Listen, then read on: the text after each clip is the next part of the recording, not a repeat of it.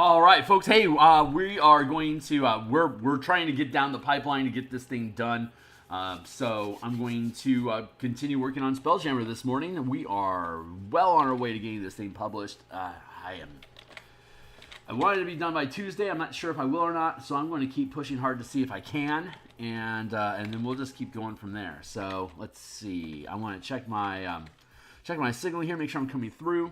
And then we'll go through my quick intro, and then we will get to work. So, mic check, 1, 2, 3. Mic check, 1, 2, 3. Sounds good. All right, cool. So let's go into here. Let's grab the image, the link to live stream right now, and post to all the things. And while I do that, allow myself to distract you with my intro. Hey guys, my name is Phil Kearney. I create role-playing games, I illustrate them, and I publish them online. And I have been focusing my attention on this supplement that you see, Spelljammer Combat and Exploration. This has been one of my primary, it's been my primary focus basically since August 2022 when they released the setting for 5th edition, and it didn't have any in-depth mechanics about combat or exploration. So we built a book called Spelljammer Combat and Exploration. It is a 107-page deep dive into various mechanics to help make 5e combat work for ships at the scale of 50 and 500 feet. And exploration to scale basically from 50 feet to 100 million miles per day. So, and then we have at the back end of this, we have a conversion guide for Lattice Araxis demonstrating how to use all these mechanics in a campaign by converting the showcase adventure that Wizards produced for Spelljammer to use these mechanics to demonstrate how they work. So, we're going through the process of doing book assembly right now. For the most part, illustrations are done, but there are some hiccup spots.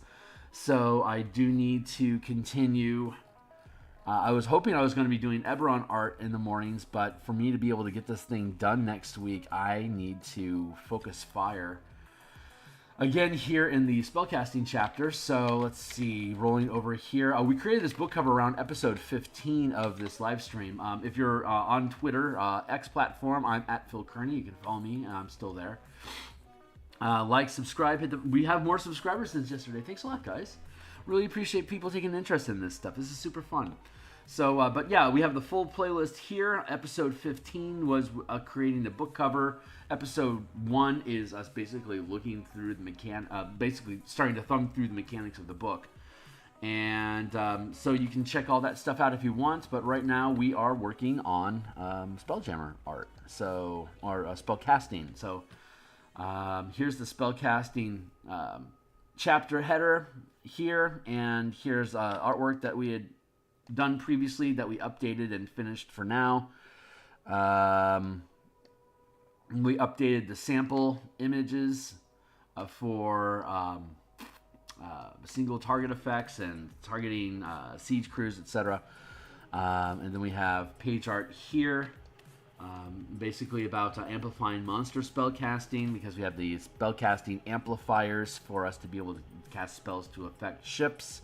I'm really enjoying all the page integration artwork that we've been doing. And I might come back through and pepper this with a few more stars. So I'm going to mark that unfinished again. Here we integrated the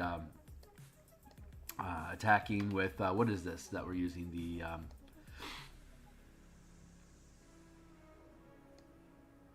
Blade Ward, Ensnaring Strike,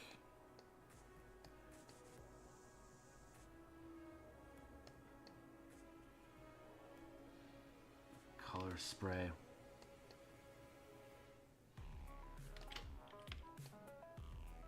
Oh, Fairy Fire. Right.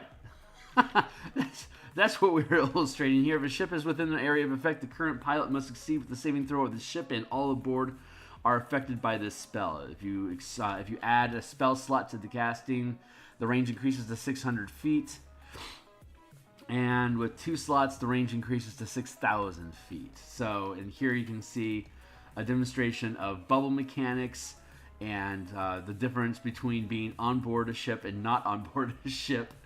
There you go. So, fun piece. Very, very fun piece. Let's see. And then we're working on the Zephyr Strike, and we just did some Esper Wisps down in the corner here. So I'm pretty happy with that. Yeah. And here we go. So we're on page 53, 54, 55, 56, and 57. 1, 2, 3, 4, 5. Some of these are done already, I'm sure. I hope. But, so what pages do we want? 50. Yeah, 53 to 57. So let's scoop up these pages. Import them.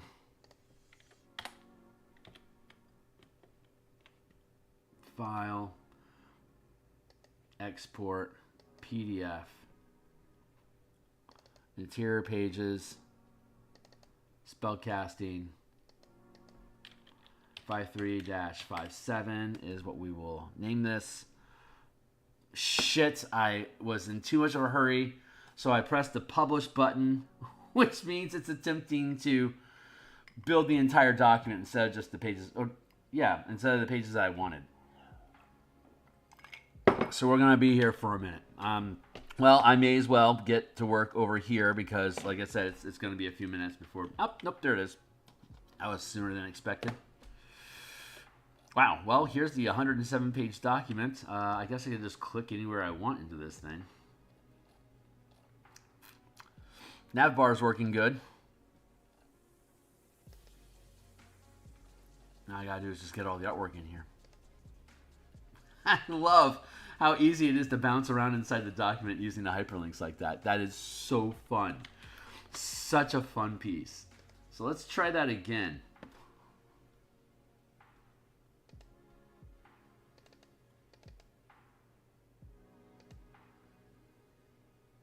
That's the one. Options. Thank you. Pages. 53 to... I'm here 6 days a week streaming in the mornings. As soon as I get this thing out of my way, we'll be working on Eberron every morning. And so Monday through Friday is our primary project workbench. And then on Mondays, Tuesdays, and Fridays at lunch, that looks good. We're doing basically game dev streams. I've been building my homebrew campaign for my Eberron Spelljammer game for my home table. And good. Replaced equals yes. Mondays and Thursday nights, I also stream. Normally, I diversify the project, but I'll probably be back doing more of this because I'm really trying to get this thing squeezed out.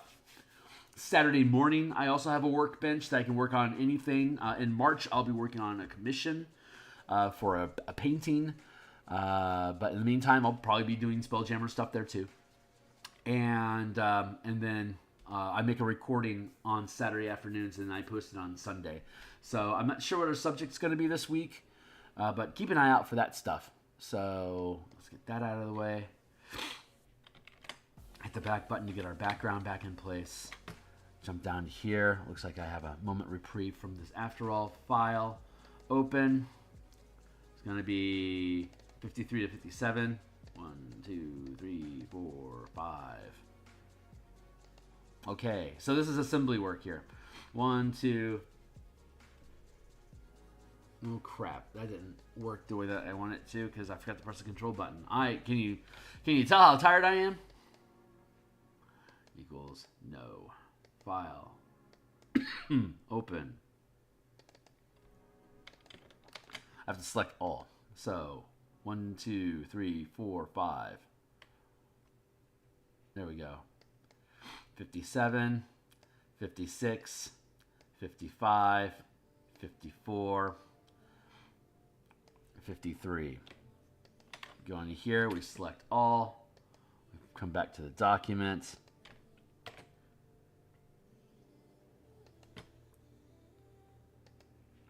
Page 53.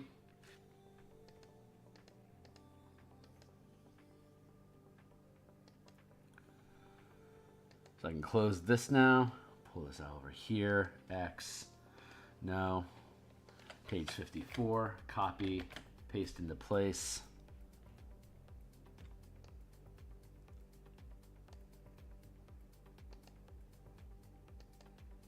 Close that. Scoot over. X is the word. No. Select all. Copy.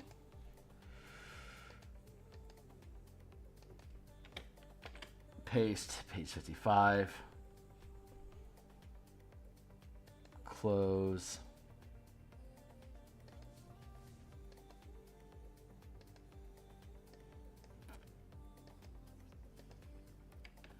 .56. Copy. Paste into place. Zip up. Open. Text here. Scoot this out of the way. X is the word. No. Copy. Paste into place. X is the word. No. There you go. So, as detailed in the drifting section below. Did I not hyperlink that?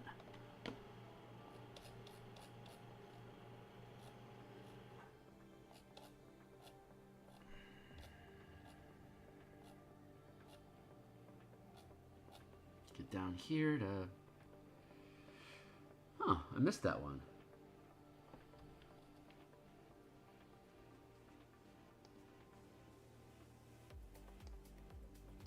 Link in this document.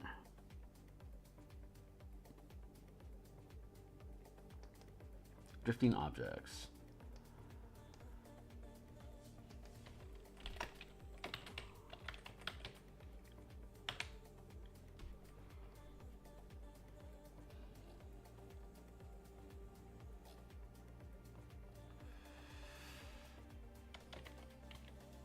Yeah, that got skewed.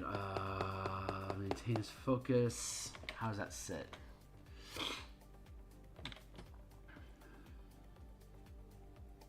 It begins. Can I pull that off?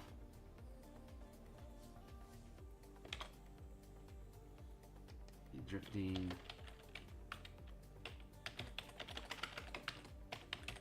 Objects.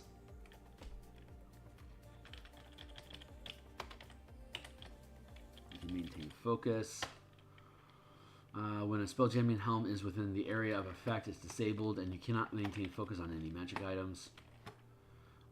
If the ship is moving, it begins to drift as detailed in the drifting object section below. 1 slot, 2 slot, red slot, blue slot. Cool. And this is page 57, so we have to do this one again.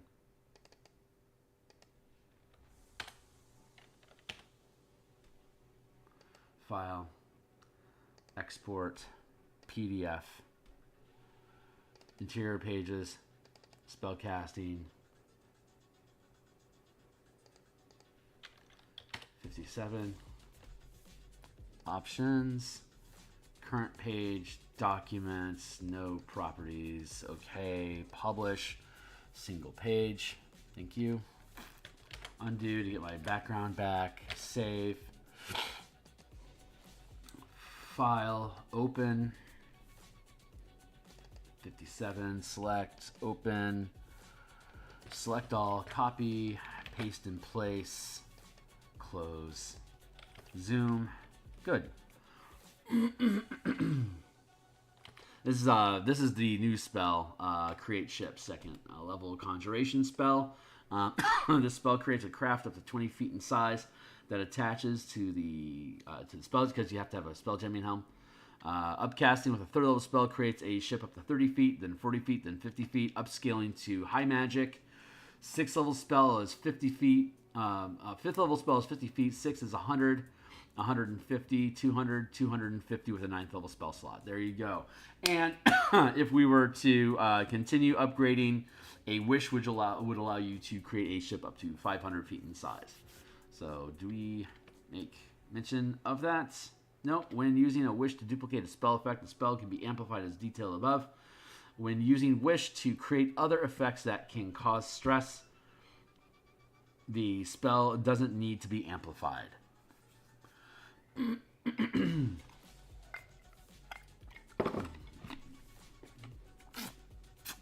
I need some water. Cool. So the page art here is sitting pretty. I think I'm probably going to end up tinkering with the framing effect for the spell here. I'm not necessarily happy with that curve right now, so we'll see where that goes. That's hardly my priority right now. So let's go check out all this business down here. Make sure this is all sitting pretty, and that is too small of a space for any Esper Wisp. So that's done as hoped. Cool. So we're going to take the Lehman's tiny bubble and push that down. Oh my God, it sits so perfectly. That's so good. We're going to have to update this stuff to make this blend into the edge, because that's what we're doing now.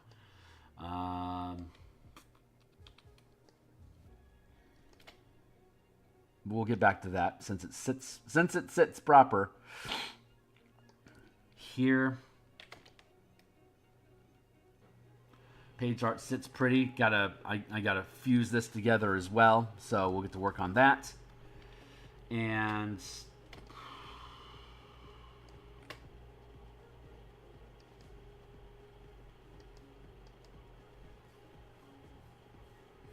looks like it could stand to have some Esper Wisp down in this corner.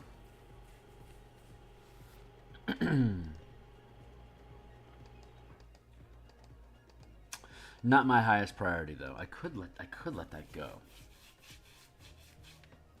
I have other spots in the book that have a similar sized gap that I should be actively thinking about. What is this? This is about 2 fingers.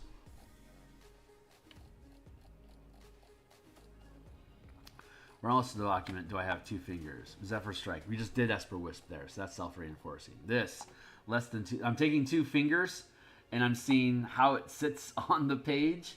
So if it's larger than 2 fingers, I'll consider putting something down in the corner. So we already have artwork there. Here, it's not quite 2 fingers wide, so I don't think I have any area of effect down in here.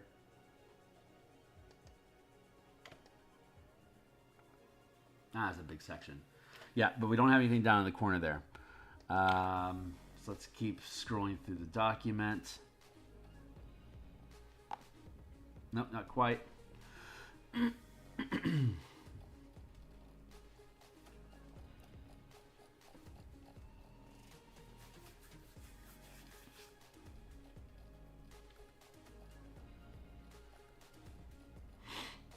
These are all things we already have everything finished for. Could it be that, Jesus?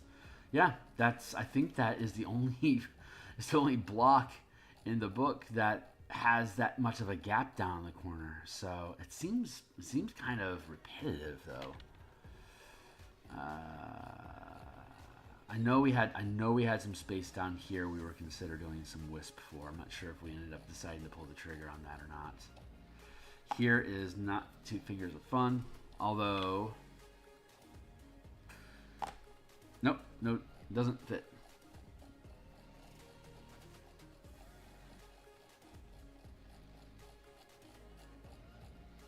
Wow, yeah, that is these are literally the only 2 spots in the whole document that has enough space for me to warrant putting Esper Wisp down in the corner. So let's take a moment here. I mean, it is what it is. So wisp away. Where are we at? We wanted to put a few more dots in on this guy. So let's go ahead and do that while we're here.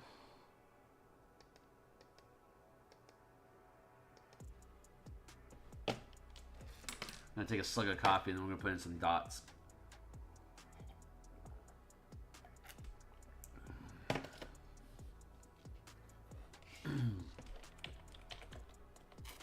I like the idea of Astral Sea kind of like bleeding into the region.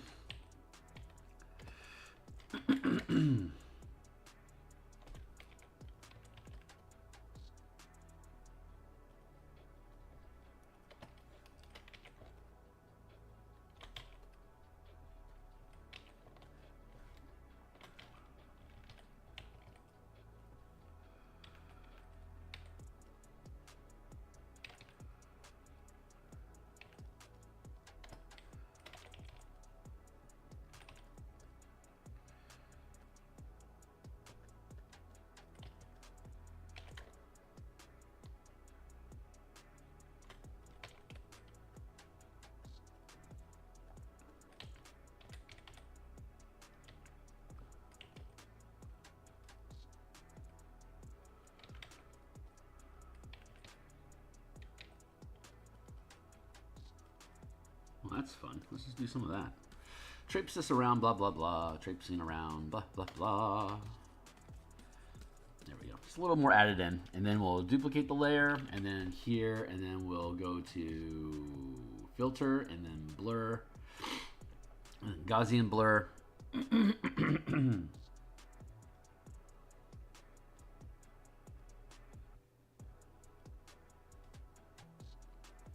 see. Let's blur that up.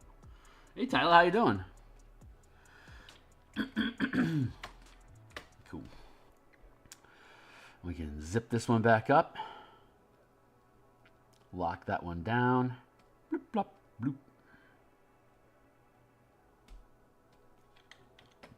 Delete, delete. TXT. Lock it in. How are we looking down here?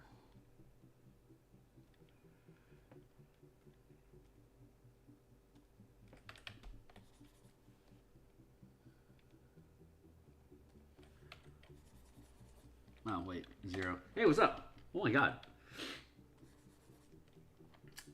Cold as hell, huh?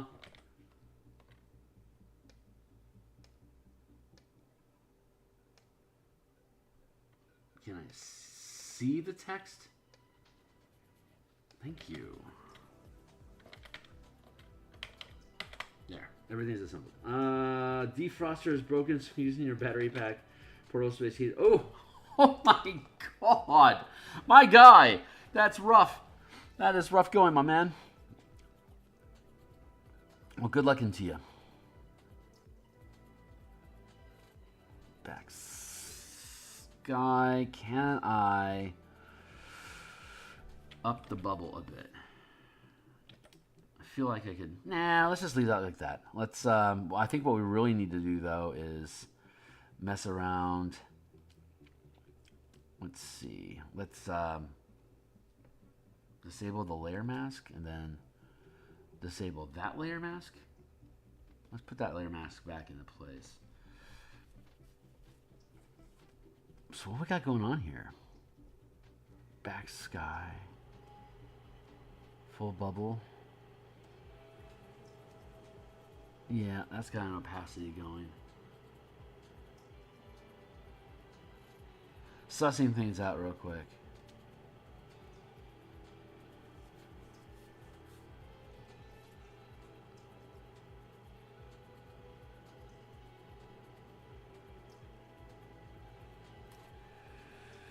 Okay, I'm going to, I think what I want to do is duplicate that group, merge it all down, as we do, into a single thing. And then,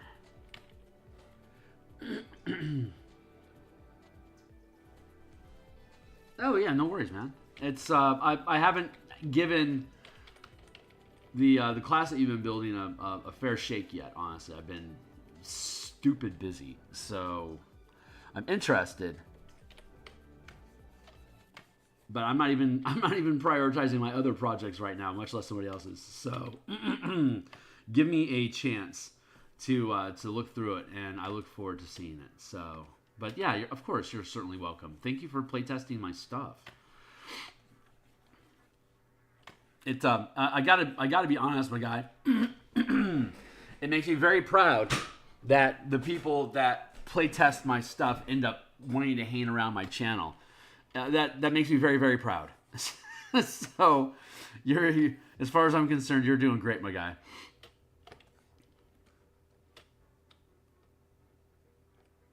See, I think I want to block this in here.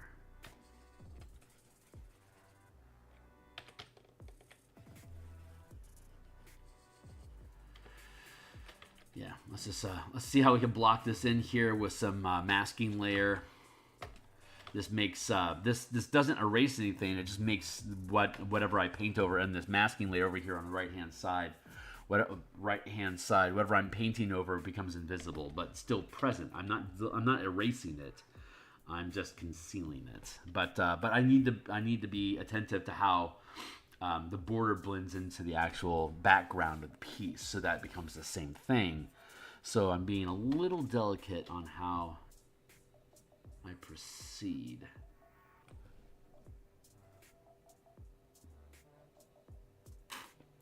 Yeah, I don't think I...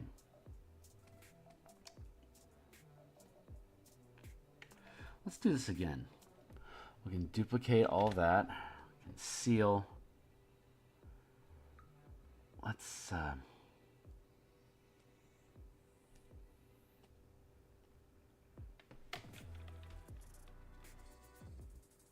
That's starting to feel a little better, but I think I can do...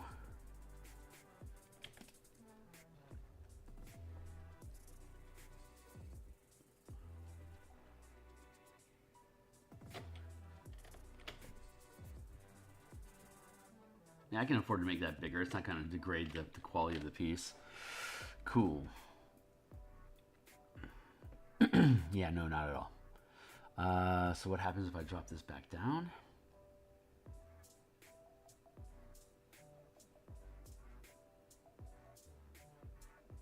Still looks really good. Okay, cool. That I can afford to also duplicate and then merge that group, conceal.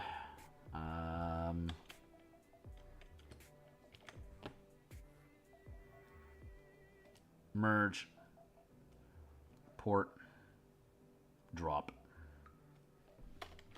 Back to work. All these projects take longer than I anticipate. God, that frustrates the hell out of me. But I don't want to. There's no way I'm going to compromise on it. It just frustrates me that I can't. That I don't have 8 hours a day to work on this thing. I have a day job I have to go to. I mean, I love being indoors and being able to support the family, but boy, do I hate having to stop production. How frustrating. What's up? Thanks, man. DIA was so much fun. Nothing worth doing is fast.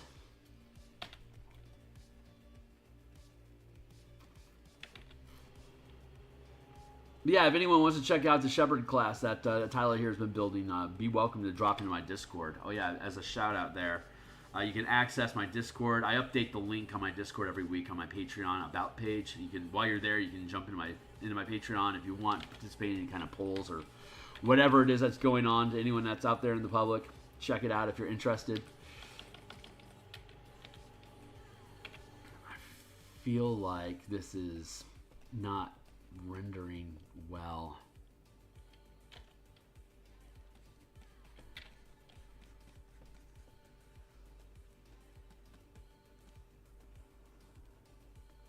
I'm going to start by curving this around. I'm just mucking it up a little bit. We're going to end up smoking it all out with Esper Wisp anyway. I don't know where this term Esper Wisp came from, but I've been grooving on it. Talking about like the little astral tendrils and little smoky... There's like astral smoky bits that I kind of have floating around inside the edges, like this flotsam dust cloud stuff that's happening. I think narratively it's like astral bleeding into wild space. I'm kind of into that. I like the jive of it, you know?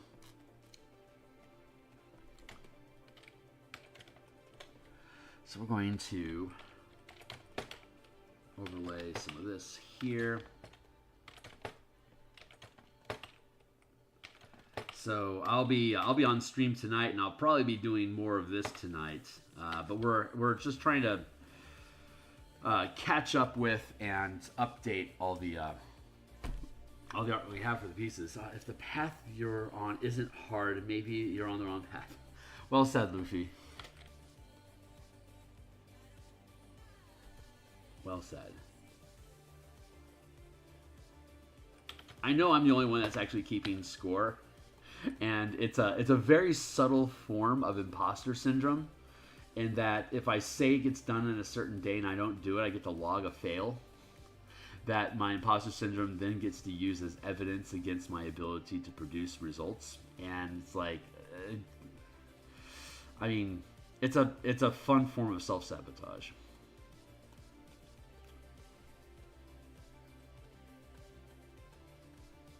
which is why I show up every day getting stuff done, because being online is honestly, for me, an excellent accountability machine. To make sure I show up and keep pushing things forward, to show you the progress that I've done over day. Good skills for me to accumulate for when I do a Kickstarter project. I suspect I'm going to make that asteroid belt thing that we're doing a Kickstarter.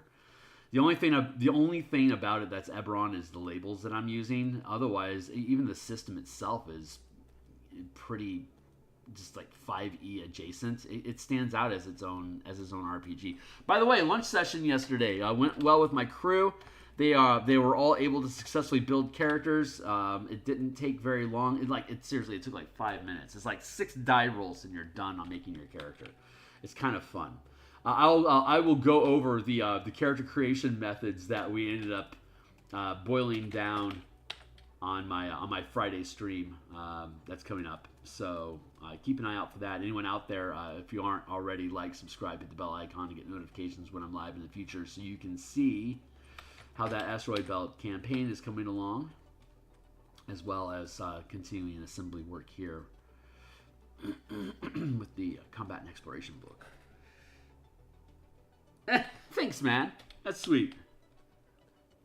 Lunch stream. Yeah, you don't know about I develop my lunch stream, dev stream? On Mondays, Tuesdays, and Fridays, I work on stuff. It's either... Yeah, you've been there before. Like the martial powers stuff is what I've been doing on Mondays, Tuesdays, and Fridays. And now that my home table finished their last campaign, I had to build a new one for them, and we ended up making a role... You were there the other day. You know what I'm talking about. Are you making a joke and I'm not getting it? Silly rabbit.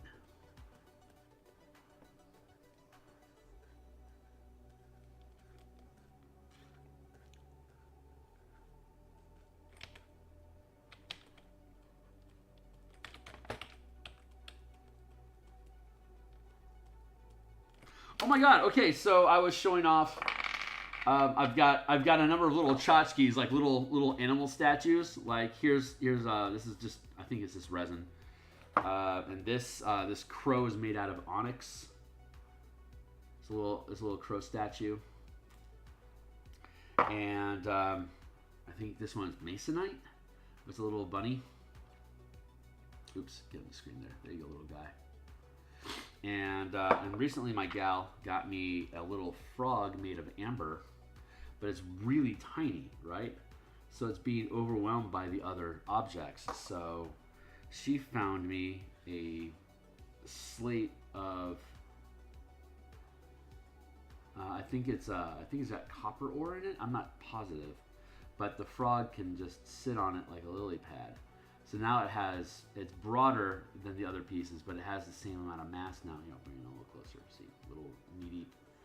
So I have these guys all sitting in front of next to my keyboard. I have a little set of little critters that I have hanging out. I told her to chill it on the critters, because I already have a party of 4 now, right? I got my tanking rat. I've got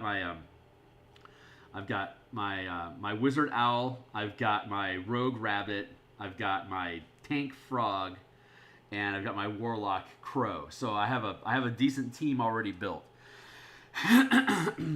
And I don't want to need a 5-man band. So I told her to chill. We'll see if she listens to me or not. She geeks out on that shit as much as I do, so it's hard to control her sometimes. Let's see. Let's take these and then there and then.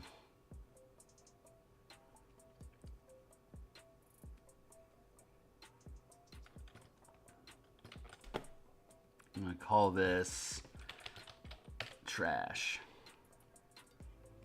Let's duplicate this layer. Merge that group down. It's probably the wrong thing to do, but yeah, that was the wrong thing to do.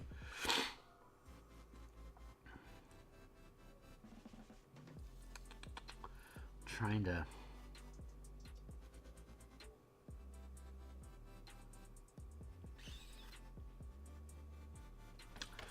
this isn't integrating well. I'm not liking how it's integrating. Hating and integrating. Let's fluff this out a little bit. There. Okay, that's already starting to feel better. Yeah, right on, man. Yeah, so yeah, we're currently since everyone has the characters built now, next week we should be returning to let's see. Yeah, next week we should be returning to the words I'm trying to use equal martial powers, right. We'll be going back to building the martial powers Rubble Belt campaign setting so that we can playtest the martial power system that we had been developing on our lunch stream for the past year. It's at a place now where we can playtest it at low levels. My team was playtesting at higher levels, and it was going pretty well. So I think I need some external input from folks that aren't already completely indoctrinated into my gaming. It's after a while, fan feedback becomes an echo chamber. We've seen that with various designers already in the past. So you need to keep injecting new opinions of people that don't believe in you yet. That you have to prove your merit to them. So you get honest feedback from people that aren't familiar with you. The unfortunate side effect of good playtesting is that they become fans, and then they become less impartial. They become biased in wanting to believe in your product and being willing to overlook flaws that need to not be overlooked. So that is so I want to.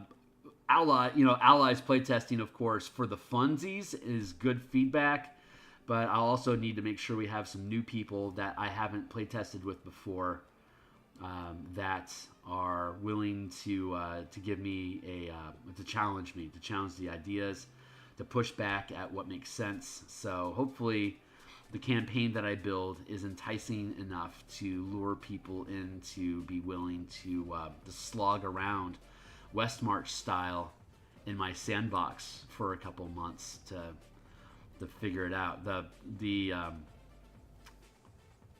So hopefully everything will come along. And as for myself, I get to test not only how to use the powers for NPCs and monsters that you'll be challenging, but I've also set the personal challenge of seeing if we can realistically have 8 encounters per day with a much faster, a higher death rate to enemies that you're facing, and smaller encounters to be able to just crack through content quicker. Because the way we have it structured is you should be able to get through three hexes per day before requiring a long rest. So we should be able to pace out spacing inside the Rubble Belt to coincide with the intended tempo of short rest, long rest. So if I can successfully build this thing, then we'll be not only being able to prove that the martial powers is a good system to have for players, but that the sandbox campaign itself is good for, like, that it's actually executing 5e the way that it was supposedly intended to be played. Even though nobody plays it that way, I want to, because that's the way they say you're supposed to play it. And they assume you can, unless they didn't actually test it. And so I want to actually build it out and test it for myself. Can I make 8 encounters a day or 8 challenges a day?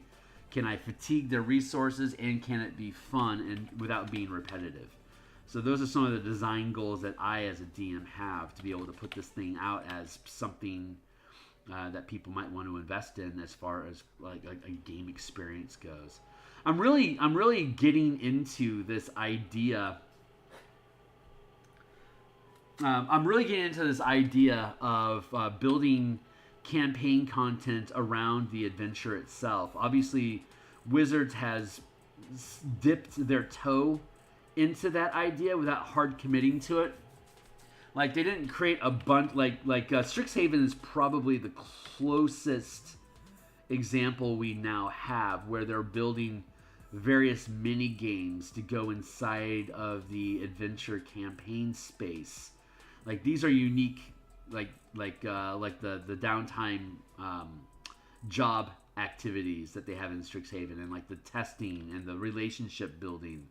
These are interesting novel ideas that are in their own way pushing 5e content, but they're building it from a context of, during this adventure specifically, here's interesting tasks that you can use to add flavor to like the motif of the campaign, and I really want to lean into that idea, and so build out adventures and campaign toolkits with unique mechanics to coincide with the flavor of what the campaign is attempting to do.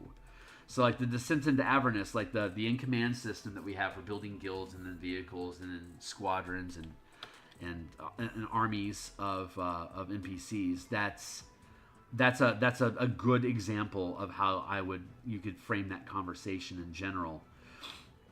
But the Rubble Belt would be an example of how would you apply color mana, like colored land as a mana concept in MTG. How would that be imported as a hex crawl campaign into D&D 5e, with the idea that they would eventually want to blend MTG worlds with D&D. They had that Chris Cox that earnings report, and he made the offhand comments about integrating the idea of the expanded I forget what the MTG product is called, but it's the expanded universe, like Lord of the Rings and stuff like that. He mused offhand apparently about using that same approach for D&D, and the way that people have been approaching it. The question has been, how would you bring Doctor Who or Warhammer or whatever into D&D when all of these things already have their own campaign settings? But I think what he's hinting at is an MTG role-playing game. And I've sent so many applications and emails and phone calls to Wizards that I don't think I'm ever going to be in the design team to do that. So I'm just going to keep doing my own thing. But if they do decide to make an MTG campaign setting for 5e, then this toolkit would be a really good example of how to express color mana as a hex crawl system. So I'm half musing here, half road mapping, and half waxing about MTG, like Wizards actually creating MTG RPG content. I don't know if that's actually going to ever happen, and I'll feel pretty butthurt if they end up doing something like that, and it is my system or it isn't my system, you know. I think ultimately the rub is that no matter what, I'm not going to get any kind of recognition or involvement whatsoever, or whatever it is they end up doing, and that makes me so sad.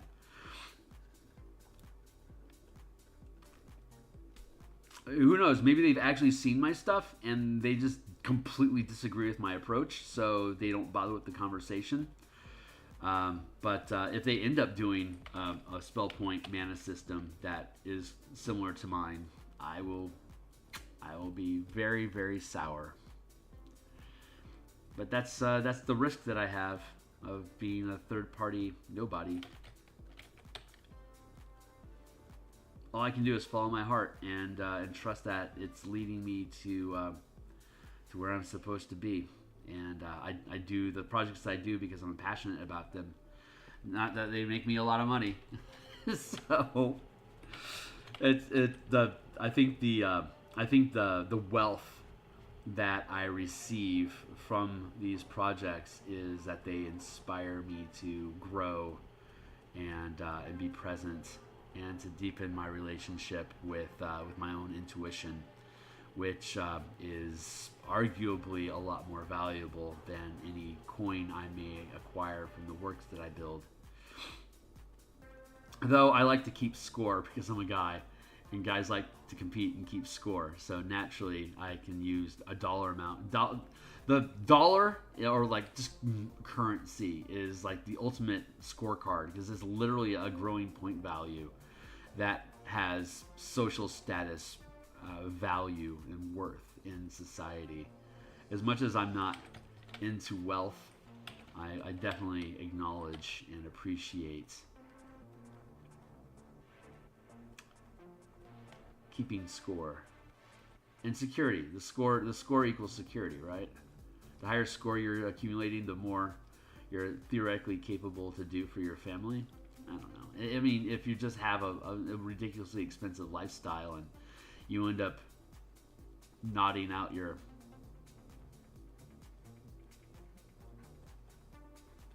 the slippery slope of lifestyle, you know? See chapter 3 for more details. Hold on here. Wait, whoa. Something very weird happened there. How did that slide like that? The whole damn thing slid.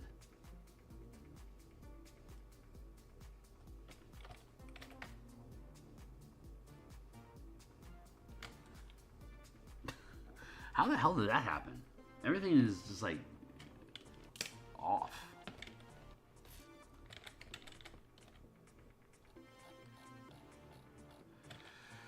Oy, Jemima. Let's try that again, shall we? Let's go to page 54. It got skewed somehow and I didn't notice. Export. It's just easier for me just to grab a new page.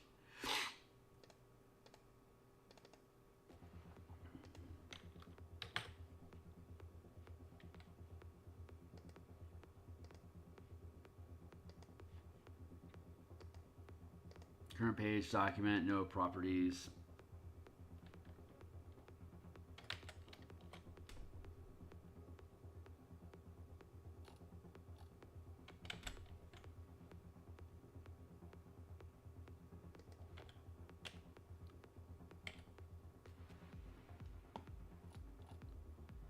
Yeah, page 54.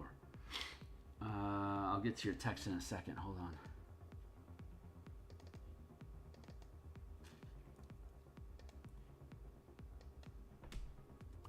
Current page, document only, no properties, publish, replace. No, hey Karen, how you doing? Apparently I accidentally dragged the whole image at some point, so I don't understand how, why, but fixing it's fairly easy. File open.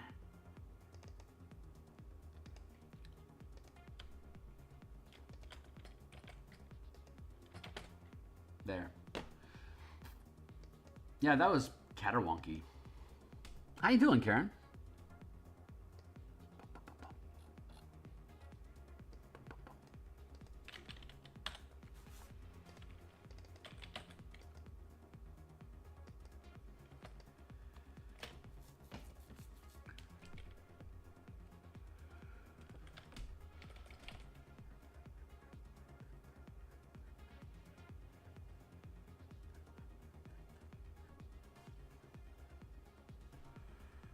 Yeah, we can do that.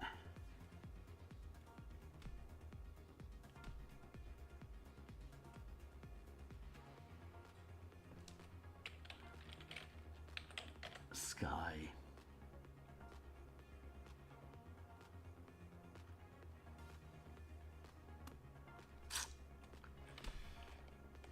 No, disassemble.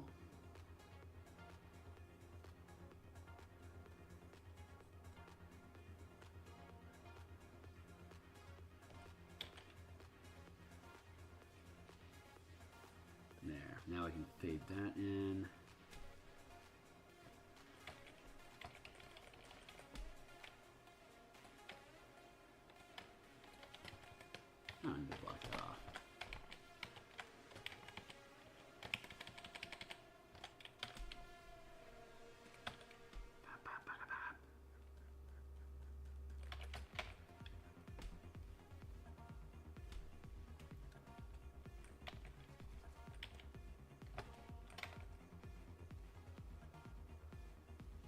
Absolutely wonky.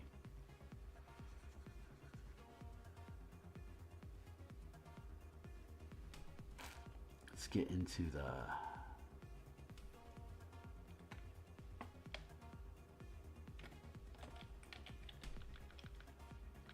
Pull that bubble up a bit. So, oh, right on, right on.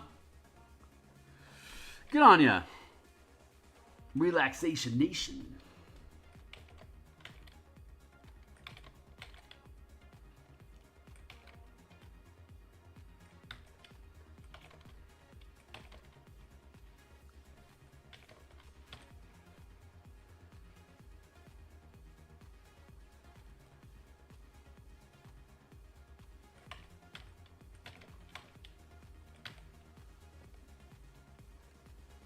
I'm just going to blend these in, and then I'm going to merge over and do some paint over updates.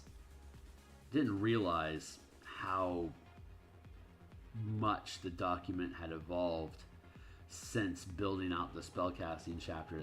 I foolishly thought that it was ready to go without realizing how much the formatting of the pages in general had evolved, and that I wanted to make them, you know, consistent. Such a tragedy. I've got I have Tuesday and Wednesday off next week, so I will have and I took the days off because I thought that I would have had this thing done and published on Tuesday, so that I'd be able to caretake it and deal with any adjustments if necessary. But alas, I don't know if I'm going to be done or not. So that's sitting very nicely now. So I have to, I guess plan to not be done by Tuesday. I mean, it's ridiculously close. We're running out of work. Very much running out of work. I keep saying it, but it continues to be more and more true every day. And the thing will eventually publish. I mean, it's just I'll run out of tasks. When you run out of tasks, you publish the book. That's how it works. I just thought I was further along in the tasks than I actually am. So I'm going to need probably a couple extra days again to make sure I get everything properly assembled. But I'm enjoying the journey. It's humbling. It's humbling for me to think that I know when a thing's going to actually be done. I should really shut up about it and just do it. People keep asking me, when's it going to be done, Phil? And I'm like, God, I pray yesterday. So I keep trying to give predictions, and I keep being fucking wrong. And it's a little embarrassing. And I feel like, again, I was talking about this earlier. It helps feed my imposter syndrome. If you don't know what the hell you're doing, you don't even know when you're going to be finished. How can you possibly blah, blah, blah, blah, blah, blah, blah. I'm like, back off, man.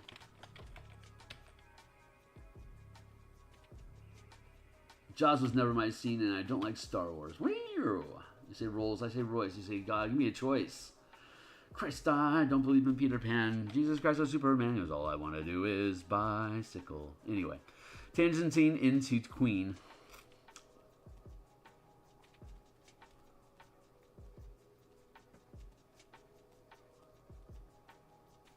But this is just part of the cycle. This is feeling pretty choppy. I'm going to be bold like an American. Go bubble and sky. I'm going to mute the bubble for now so I can focus on the sky. I like this flotsam. I love my flotsam. The Esper Wisp of it.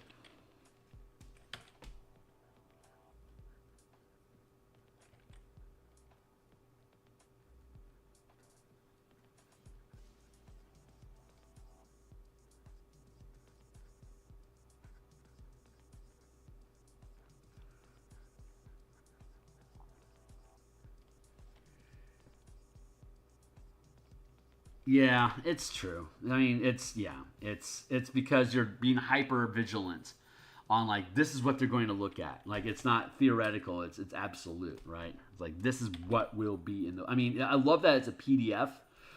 That if when I find mistakes and when we can update the thing as you know as we have new tech coming out for 2024 or whatever that may modify things that we want to have in this book. Since it's a PDF, I have the flexibility of being able to do that without having to do a completely new print run, you know? So, I mean, that's very blessed. I love that. Like, the Color Mana books, I've updated those, like, 6 times. So, and they just keep getting better. So, I love that you can. But that first initial push, you want it to be as, you know, as right as you can.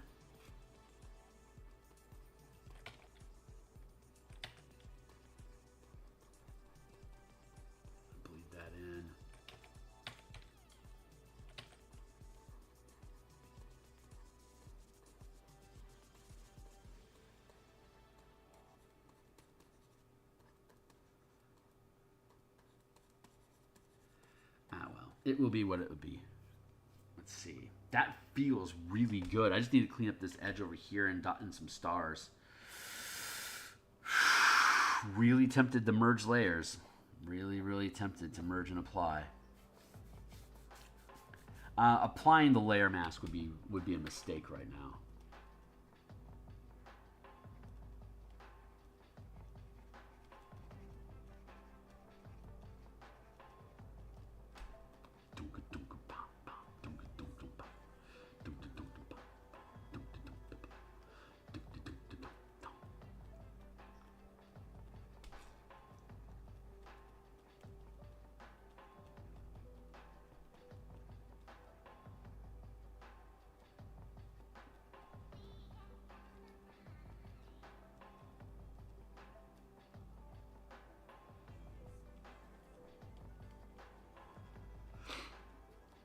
Something like that.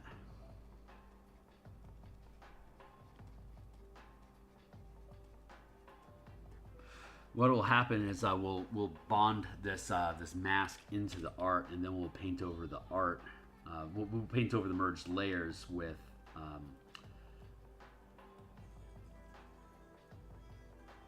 this transition color we're working on here.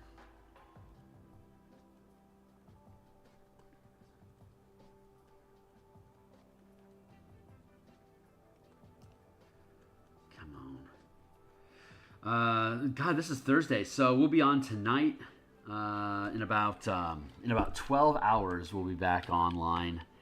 And when we're back, we should have all of these navigation, the navigation rail. See, I have some of it. Here, but I don't have it there. I only have it in the chapter headers right now. So, but by the time I'm back on tomorrow, all of these things should be done.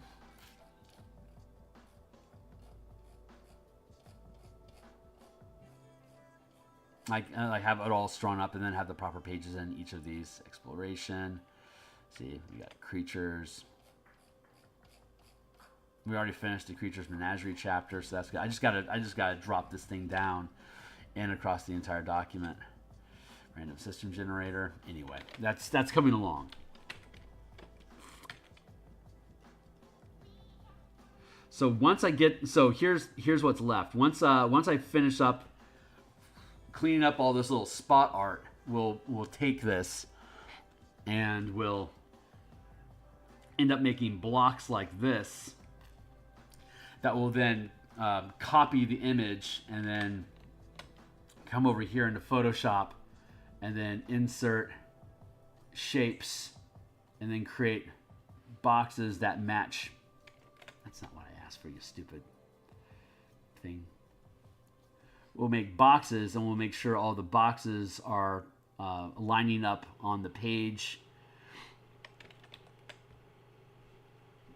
So we'll do that for the entire document, and then we'll cut, paste, cut, paste, cut, paste, cut, paste, cut, paste, cut, paste, cut, paste, cut, paste, cut, paste, cut, paste, all 70 some odd whatevers. And hit save.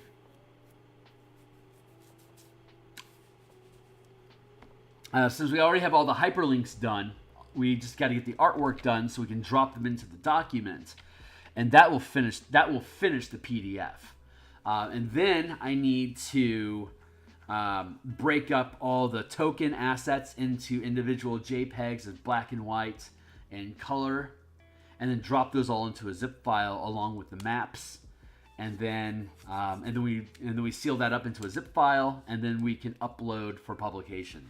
Which is why I was thinking I could have it done on Tuesday, because assembly work is actually really fast when I don't have anything else to do. It's really easy just to, I could just sit back, listen to some Sepultura or Pantera or Zeppelin or whatever, and just turn off my brain and just start clicking through stuff and listening to music and just let the assembly work assemble. But when I realize I hadn't finished a particular component, then that's when I have to grind back down in reality here where we're at and put in the effort, which takes the time, which I don't have a lot of. So before I realized I had so much work to do in the spellcasting chapter, I actually thought that we'd be working on finishing the Light of Zaraxis assembly, which I also still freaking need to do.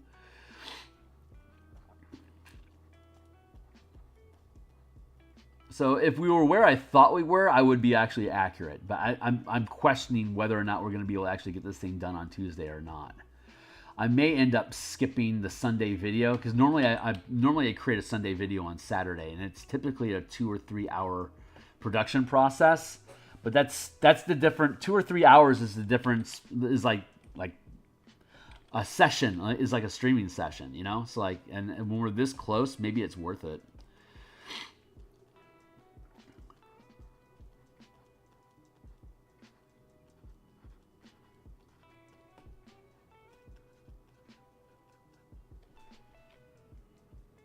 Excellent. Safe and sound. Glad to hear it, man. Freezing on the highway is no way to live.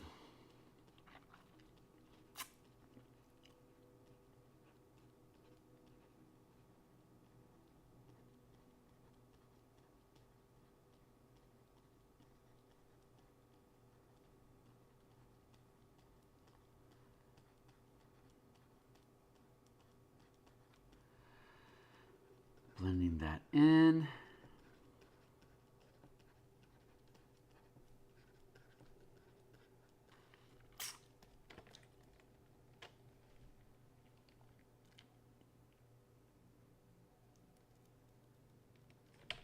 Almost there.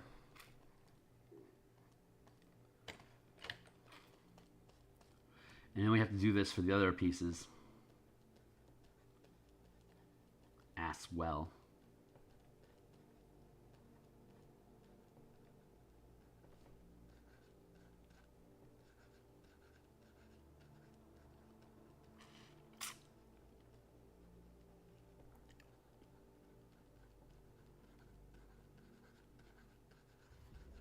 There we go. Blend it in.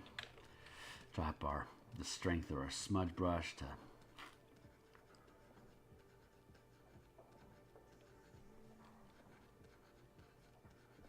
help bleed a little bit.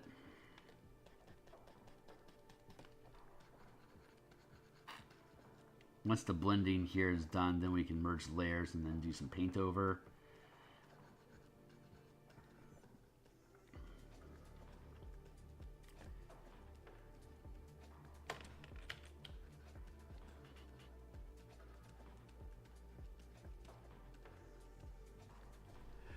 Remind me,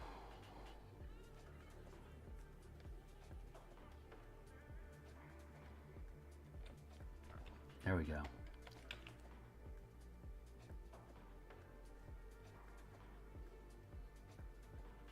Just refamiliarizing myself with that process. I love that cloud. I love how much I can put clouds in space. That Esper Wisp stuff is super fun. There we go.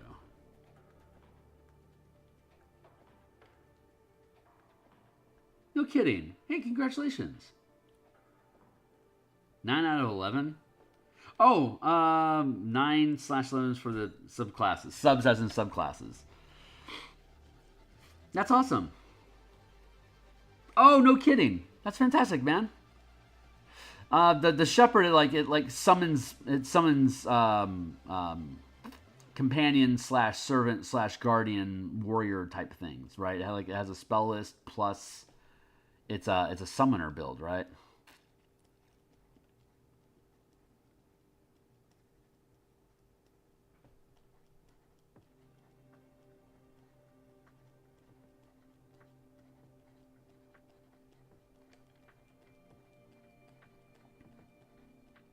And you're gonna publish that like on DTRPG or Twitch.io or a website or something, or is this just a Reddit passion project?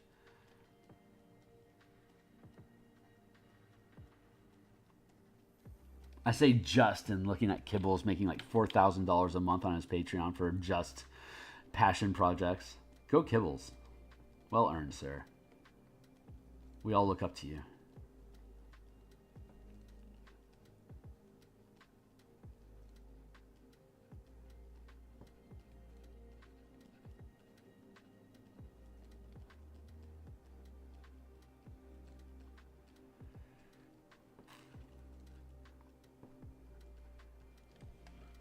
Drive through. Right on. You can't do them both. Unless you're breaking it up in some interesting sort of way.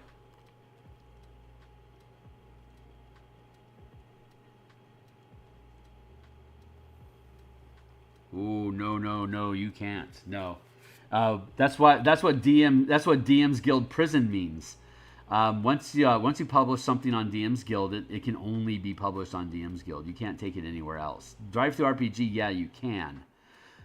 So the only reason why you would publish on DMsGuild is, well, nowadays it used to be you publish on DMsGuild because it has such a robust 5e audience in a focused marketplace that are interested in purchasing Theurgy content. But since the OGL debacle, there's about 20% traffic that used to be on the DMsGuild. We're all hoping that the 2024 reinvigorates the marketplace, but most of the large creators are exiting to work on other systems or just to build things independently through Creative Commons through DTRPG. But you got to pick one or the other.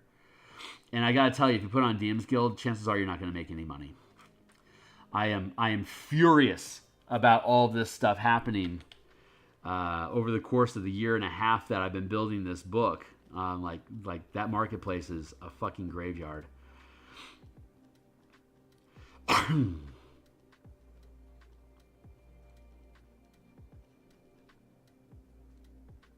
Well, yeah, it's super ugly.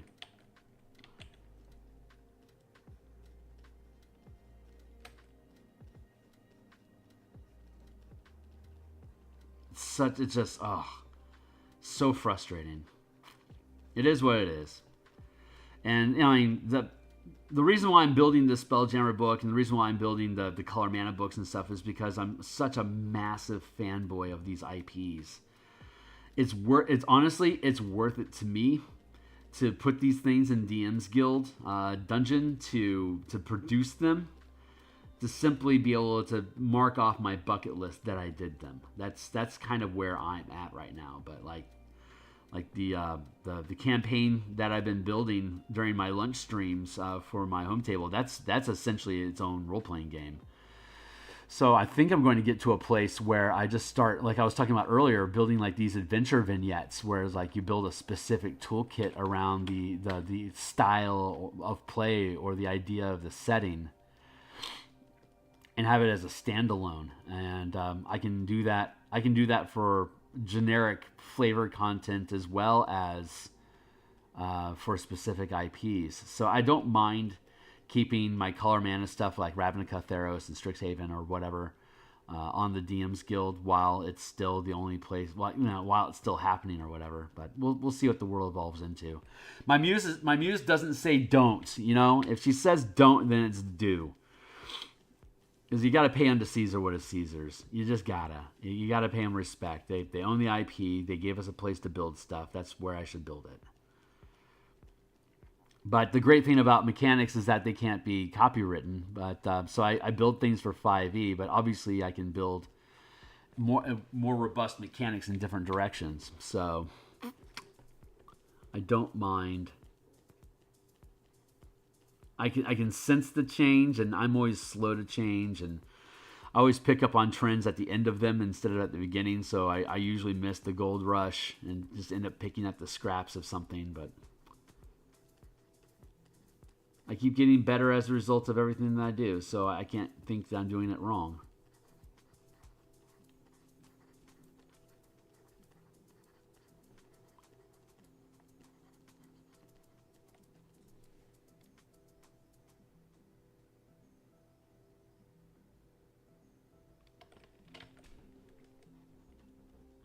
Yep.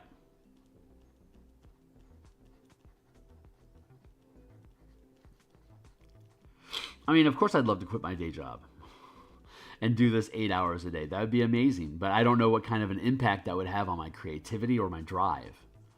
You know, I already hate doing assembly work.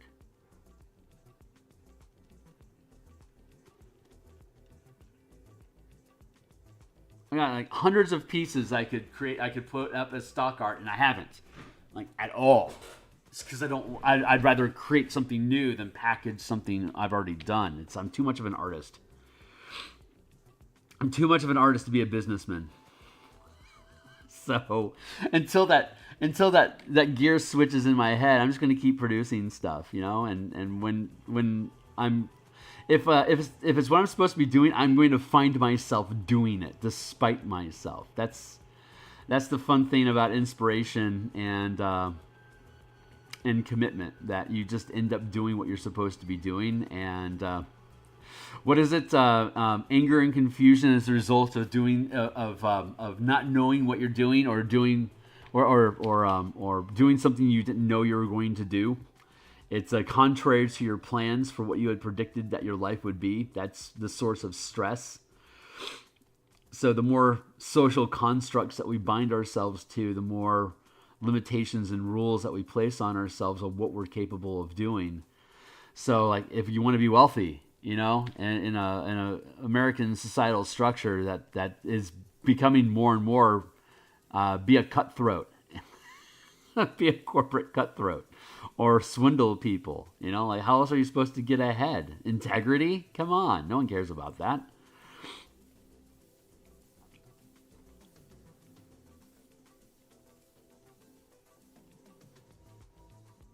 The only people that are angry about AI art are artists. The public doesn't give a shit as long as it looks good. If they can't tell it's AI, then they don't care. If they can't tell you're painting, then that's an amazing painting.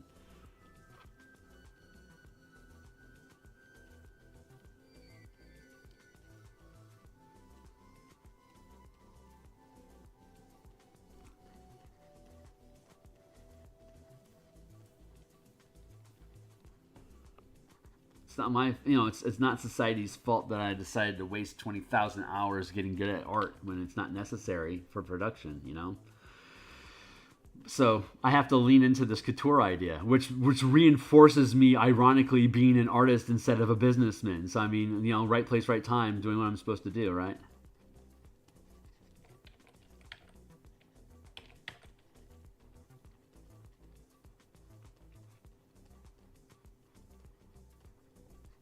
There we go. See, now we're almost done.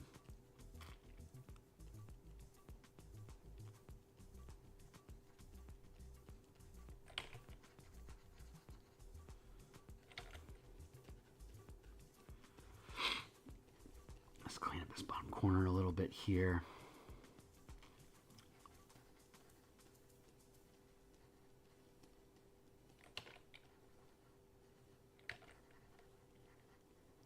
I was thinking about making a separate bundle for the tokens and stuff for people to buy, but then you're getting all the tokens with the book itself. So I feel like I'd be ripping people off. Like, if I, like, $15 for all the tokens and maps that I built,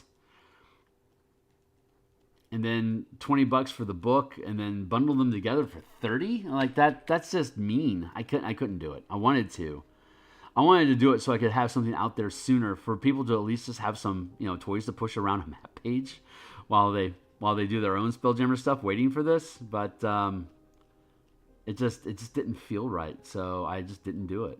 And that again leans into me not being a businessman. Like I could have been accumulating money off of the artwork that I produced already.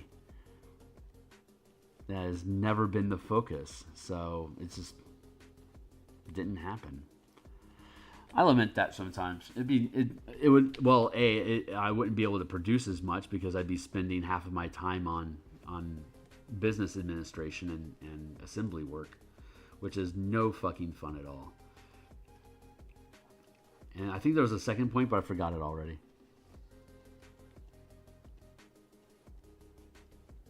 And now I'm just talking and lamenting about business, and I'm not feeling that's a really fun vibe. It isn't fun when I talk about these things, is it? I mean, maybe it's interesting academically, but I don't think it's fun. I try to curb the business pillow talk. Got Doodle like right here next to my face. What's up, buddy? Doodle's my little Cthulhu squid. He hangs on the top of my. You'd think I do this because it's like a sound muffler, but it doesn't muffle the sound like at all. It's just a plushy toy that I can. It's one of those. I've seen this. I think I've shown this up before. It's one of those things that turns inside out, angry, happy. So I just named him Doodle, and I put him on top of my microphone here. Well, see, he hangs out, but he immediately disappears into the background when I'm not putting him in front of my face. I didn't realize I was a tchotchke kind of guy, but apparently I'm turning into a tchotchke guy. Oh, the irony.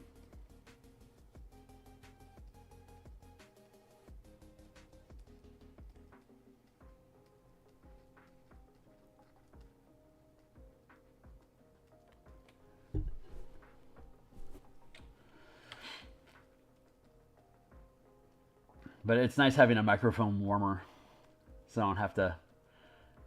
I mean, it's like literally like sitting on my shoulder like a parrot.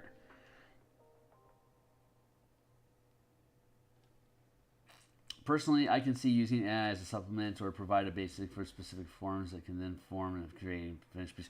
Yeah, like I could like do like I could like define this stuff as Esper Wisp. It's like Photoshop, fill this with some Esper Wisp, nothing too heavy. And then it would save me 7,000 pen strokes. I have 2 more of these to do.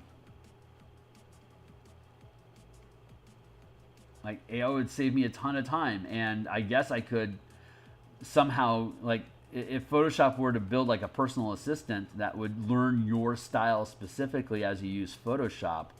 I think that would be an amazing. Tool benefit, but they're not at the place yet to have personalized, customized AI assistants. But I would not. That was my original hope for AI art was that the AI could learn your specific style and then just tell it to render. Like hey, here's a sketch I'm playing with, like this thing, and it's going to do like that. And like do a loose sketch of an archer. It's like, render that out for me. And then it would take the sketch that I did and it would reference it with the artwork that I produced and then create, this is probably how you'd make an archer, Phil. And I'm like, yeah, I'm pretty happy with that. And then I could fuck with it a little bit and it'd be done.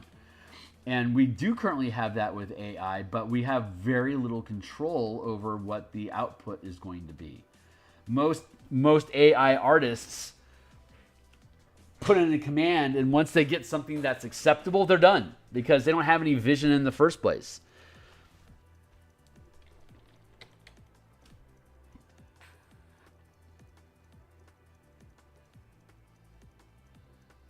So I think I would call that like an ethical use. Like you're copying your own style. Get out of my way, Like that's no worse than doing like a gradient fill or like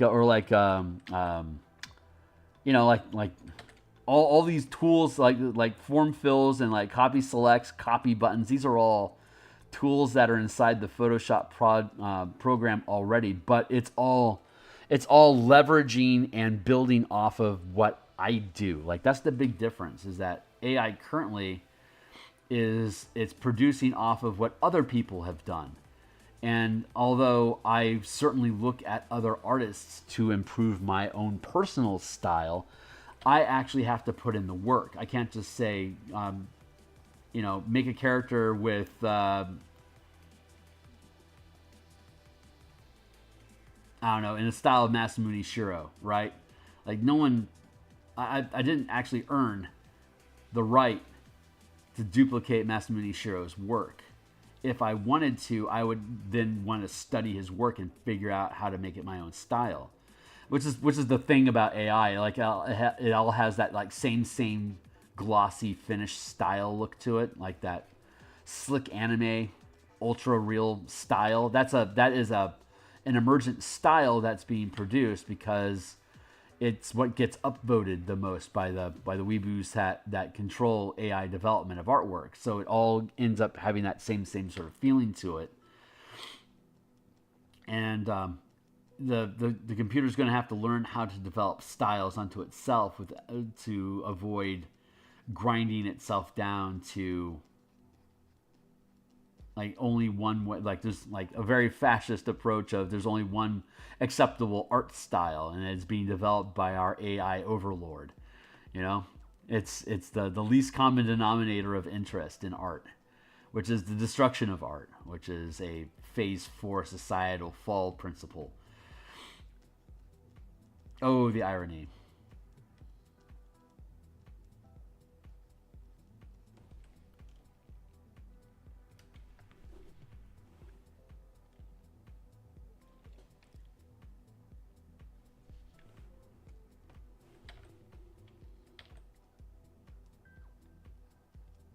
I think I'm happy with this.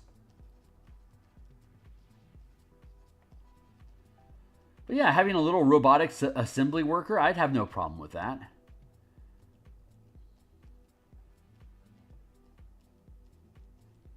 I have no idea how to train my own AI to do that. So, I mean, it remains science fiction to me, but it's probably only like 3 years away that we'll be able to have personal assemblers. So, yeah, kind of looking forward to it.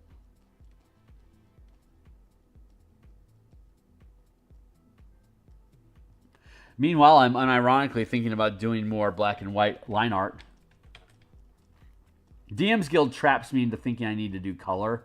And again, I started streaming in the first place is because I wanted the bragging rights of doing color work without color vision. And I don't think there's much likelihood that I'll ever run into somebody else that is colorblind that has been trying to find like how can I figure this thing out to actually be useful. Like I had some sort of weird fantasy about colorblind artists looking for solutions, and I would provide it to them like some sort of blind messiah. I'm just about over that. Don't worry. That feels pretty good. I like this.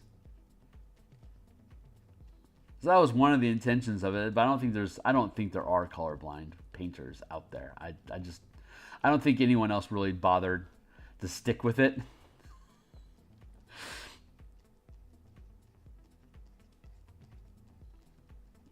Like pretty much my entire life and career has been hold my beer moments. But I'm probably just an army of one, and I don't think there's anyone out there for me to really inspire in that regard. But it is a very low key. What is it? Side quest, as it were. I think that's pretty good. So let's drop this in here and let's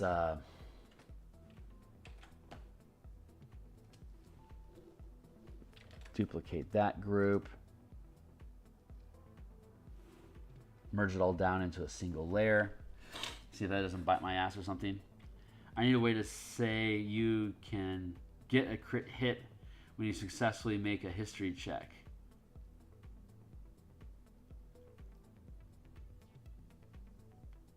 You need a way to say you get a critical hit when you successfully make Does it replace the attack roll, or does it supplement the attack roll?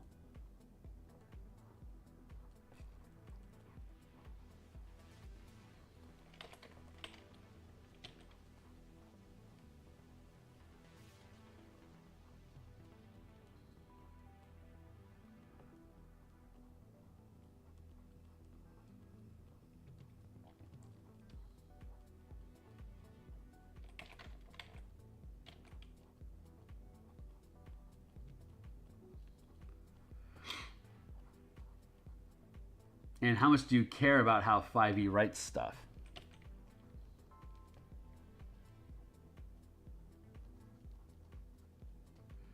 Because there are no history checks in 5e. It's an ability check that's modified by the history skill.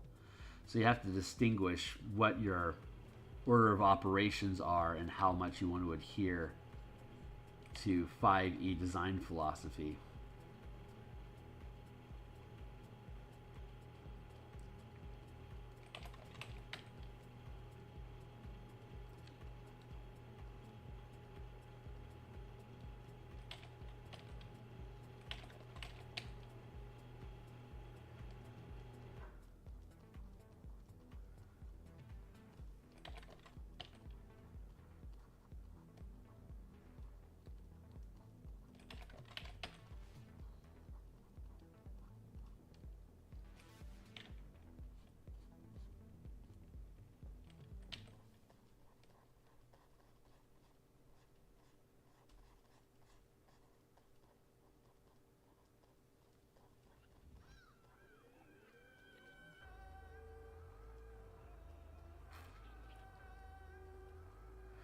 Baseline would be something like when you successfully when you hit a target, make a ability history check. DC blank.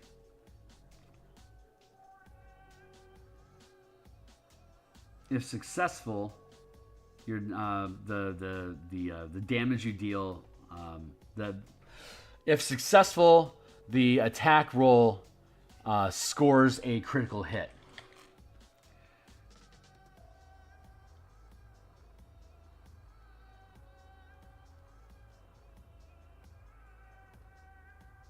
When you attack a target, make a intelligence history check. If the attack is successful, if the attack hits and the ability check is successful, you score a critical hit. That'd be one way you could word it, roughly. Most of the time when people ask how can I do blanky blank, it's just a matter of assembling a number of different phrases that already exist inside 5e mechanics. Like, how do you express scoring a critical hit? How do you express an if-then statement that's framed around if you hit with an attack? Like that's kind of it's algebra. 5e quote unquote natural language is just algebra. So if you know the if-then statements and how to connect different conditional modifiers in the sentence to each other, you can assemble 5e 5e mechanical language. If that makes any sense.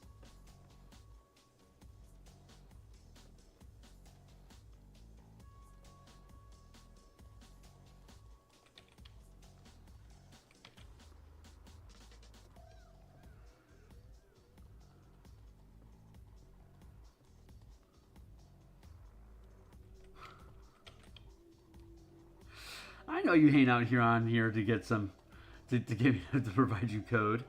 I know why you're here. It's cool. It's one of the values that I bring hanging around. I can give off the cuff comments like that. It's the cool thing about having a community. You can help feed them.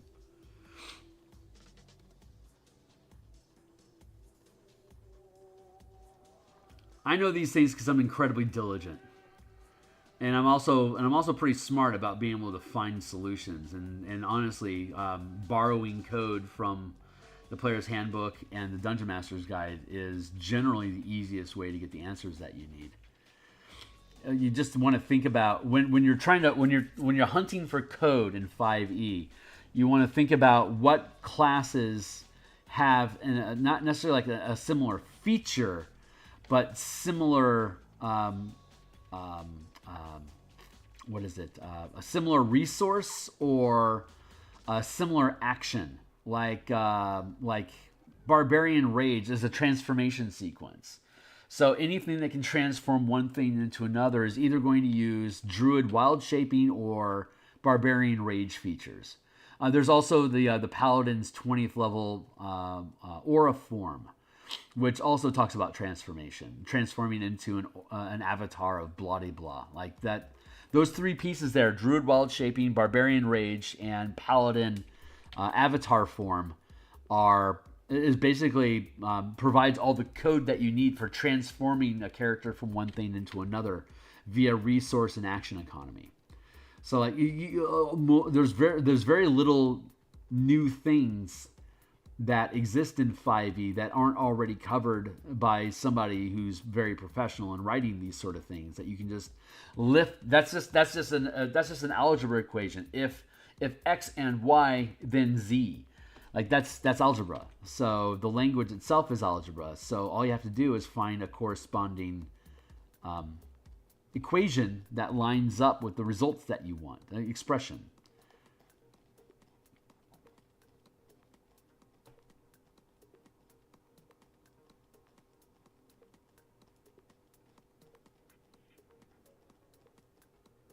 And I think we're all fans of Indestructible here, but that's a really good example.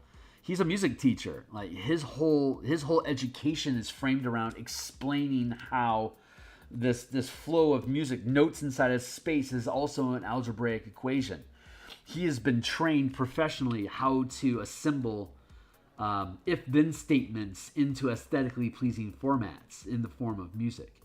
It makes perfect sense that he would be really good at building 5e content and being able to break down and understand how the mechanics of the game system interact with the expression of the rules language. It's perfectly logical that he'd be a really, really good game developer.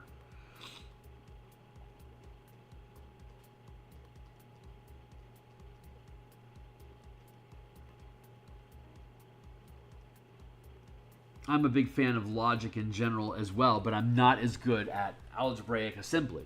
I didn't take like people that take logic classes. Like logic is an important function because that's what that's kind of like what attorneys at law work with, like courtroom cases. Like courtroom attorneys, they build logic traps where they'll set up A plus B equals question mark, and they're posing that question to you, knowing what the algebra of the answer is supposed to be. If I frame the question this way, it forces you to create a result of Y. That's why you don't want to ask a question that you don't know the answer to already. You aren't fishing for information in court. You're proving your math is good.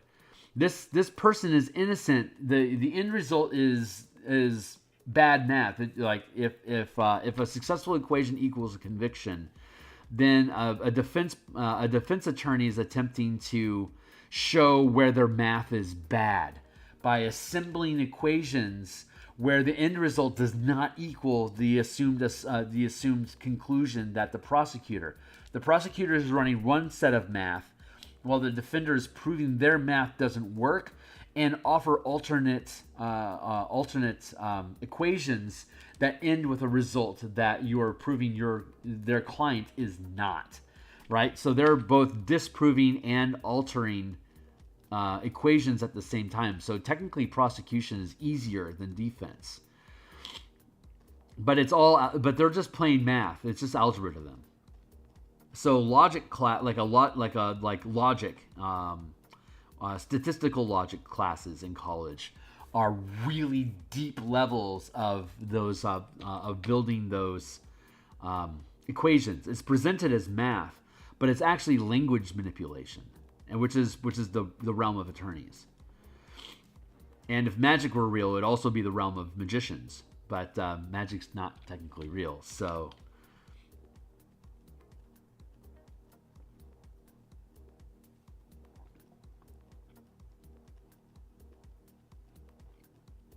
That's a tangent.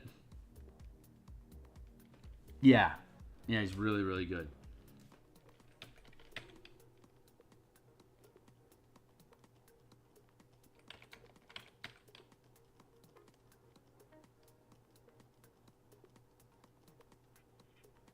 That's why he and Benjamin, for example, talk about, or not Benjamin, Ross, talk about scaffolding so much, because that's the frame of the equation of where the plus sign and the brackets and the equal sign are at. That's the scaffold, and then you're just filling in the variables with your class and the features and the flavor. Which is why 5e is such a great game engine, because it's really good about having that format of language to be able to plug in flavor into the equation.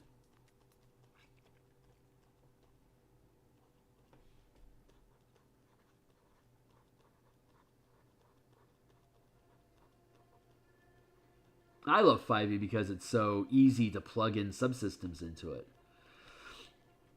The way that its resolution mechanic is so loose that you can bend entire different genres of game around it by changing how the rules interact, and like changing attacks into ability checks, or making ability checks instead of saving. Like, that's what I've been doing a lot with my Eberron campaign, is converting all the normal mechanics of 5e into a unified ability check system, where all you're doing is just making ability checks all the time, and that is determining the level of success, which is a very Numenera sort of thing to do.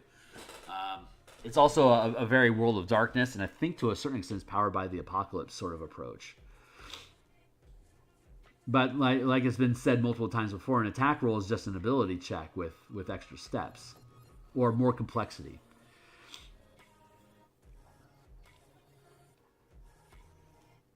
And armor class is a DC that's set, but when you make players roll all dice, the armor class, an armor check or a defense roll, becomes another ability check with additional modifiers that didn't previously exist but now does.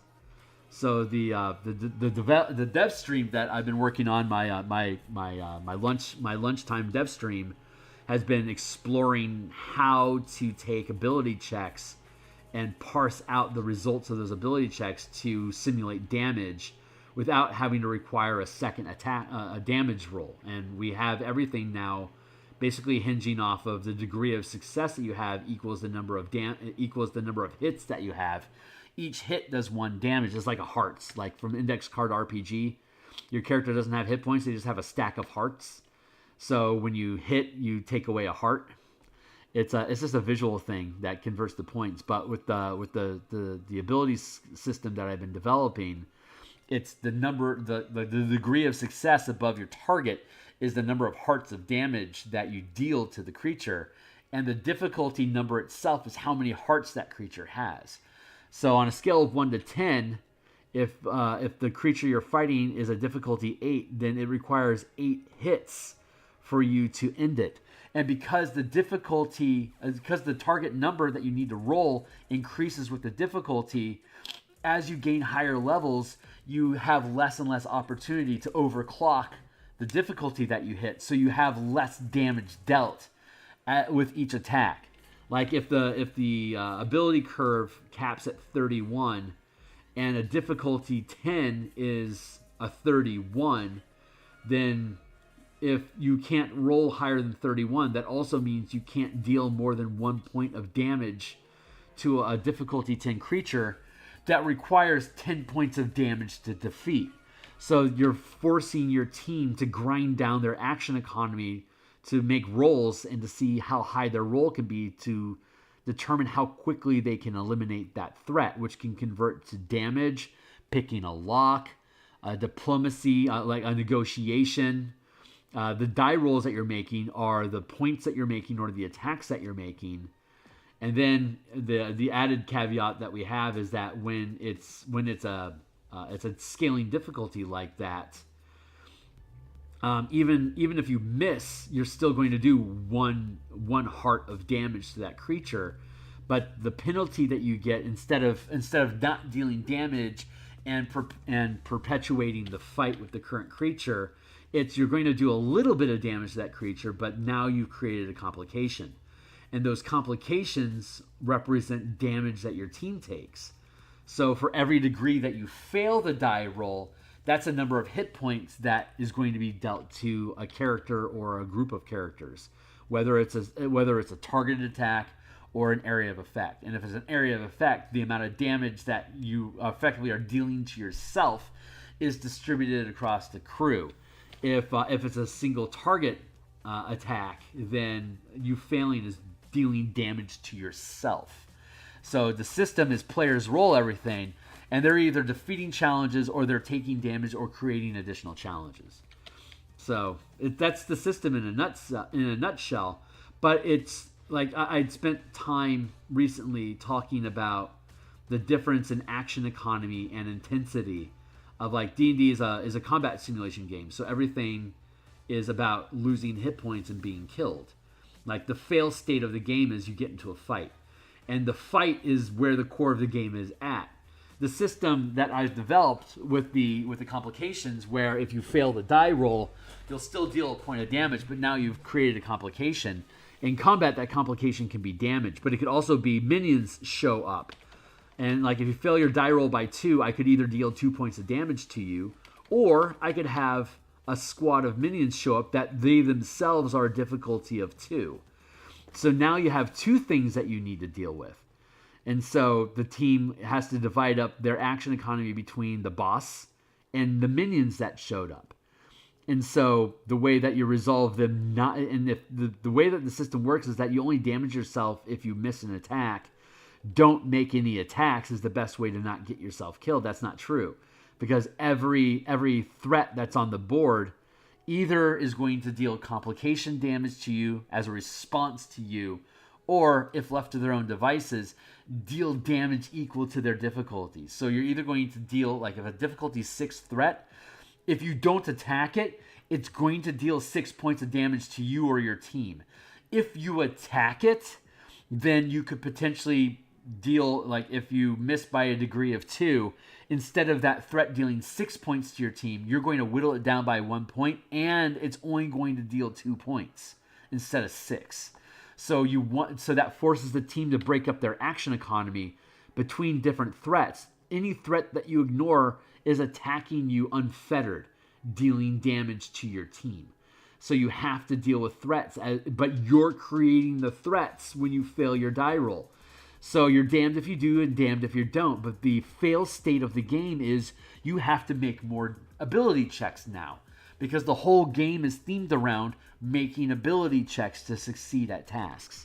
So the game loop is self-reinforcing, and that's a good game design. I'll pat myself on the back and say that.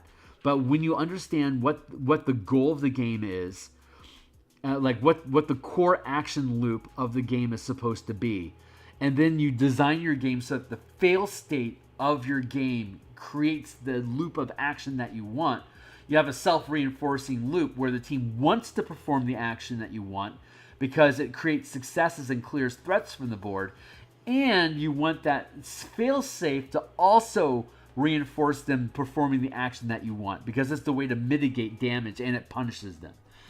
So that's a good self-reinforcing game loop. And the way that D&D has always been is that it is the master, before 3rd edition, it was the master of subsystems, where none of the systems, like a rogue rolling percentile dice to verify if they can succeed at climbing a wall, is a very different action resolution than THAC0 to see if you hit something.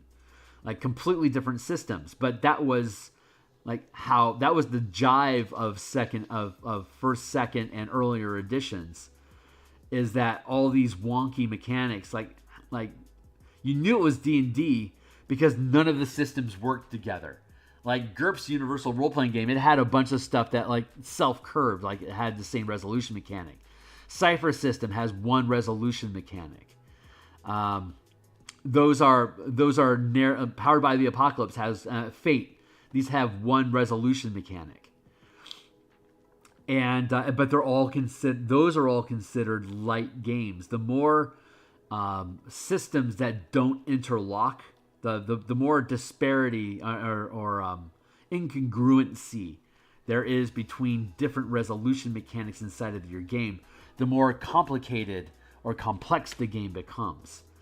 And if you don't have a strong narrative element, then rolling the same die the same way every time becomes monotonous, which is the problem that we had with Cypher System, where it was like, yeah, this is fun, but it's the same resolution mechanic over and over again, and it doesn't feel risky. So I'm hoping the ability score system that we have and the way that complications and escalating threats is going to feel different than Numenera did. Because after about 9 months of playing Numenera, we got kind of bored of it.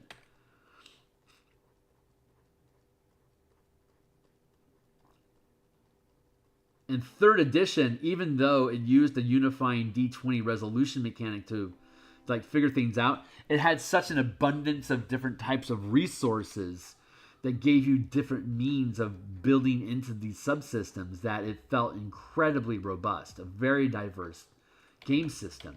And 5e philosophy was to simplify and dumb that sort of down. I think people talk about how 4e like quote unquote felt like a video game, but that wasn't the actual problem. The actual problem was you couldn't tell one class feature from another, because everything was like abilities, like 2 dice. It was like attack deals, like everything was like making an intelligence attack, like making an attack roll against creatures' intelligence, or making an attack roll against creatures' wisdom, or making an attack against creatures' dexterity. That's 3 different features that uses basically the same combat mechanic. But it was a strict system. It wasn't a narrative. It wasn't a free-form narrative loose system like Numenera, Fate, and this thing that I've been building is. It's a hard tech game, where if the result equals deal hit points of damage, and if you're going to create new creatures on the battlefield or create new complications, you have to add in the entire subsystem of whatever that complication is, whether it's difficult terrain or like damage over time or new creatures that are making attacks against you. There's all these multiple resolution mechanics that even still exist inside of 4E that end up there wasn't enough narrative depth. It was all mechanical. The depth was mechanical, not narrative. Everyone felt the same. Everyone being able to perform rituals. Everyone doing 2 dice plus ability score when they deal damage, whether it was a bow or a spell or a hand axe. It was all the same, but without the narrative depth of being spontaneous. So it was restrictive. And that doesn't get addressed a lot. But that was the main problem that I had. After 2 sessions of playing 4th edition D&D, I recognized that and just didn't like it. Meanwhile, 4th edition Gamma World was amazing, using the same basic mechanics of 4E, but the flavor was so like your characters die fast and took like 2 minutes to make. So the resolution mechanic had a high death rate to it. So you didn't get bored of the mechanics because your character was always changing. So you didn't see you're doing the same thing over and over and over again, and then noticing that everyone else is also doing the same thing over and over again. The way that Gamma World would work is that, yeah, we're all basically making the same type of die rolls, but 15 minutes in, my character just got killed, and now I'm playing a sentient fern. And even though it's using the same mechanics, it's expressing those mechanics in a completely different way. So the game became, how can I take this same set of mechanics and have it be a different narrative expression of what my character is doing, which is the thing that we've been building for my home table. Leans into heavy, like super, super heavy.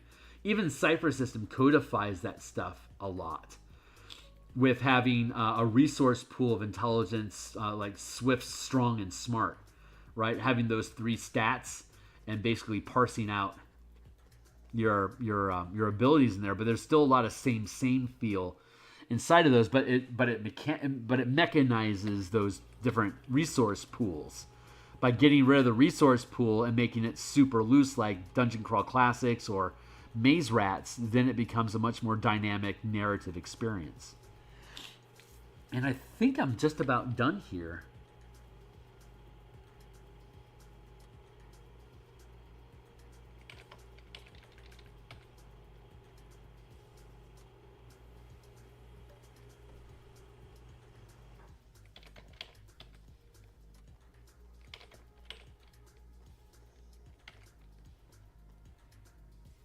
Oh, Jesus. Oh, my God. I don't have my alarm on. What the hell happened to my alarm? Yeah, I'm totally at work. Jesus Christ. Thank you. My alarm didn't go off. Thanks a lot, Tyler. I completely forgot. Yeah, I got to bounce the hell out of here. So, but yeah, this is done. So, well, I mean, I could drop in some stars, but whatever. Anyway, I got to get out of here. So, thanks a lot, Tyler, for giving me the heads up. And I was in so much in the monologuing that I never noticed that my alarm didn't go off. So, thanks a lot, guys. I'm going to be back in about 11 hours. We're going to keep at this. And, yeah, see you guys then. Thanks a lot.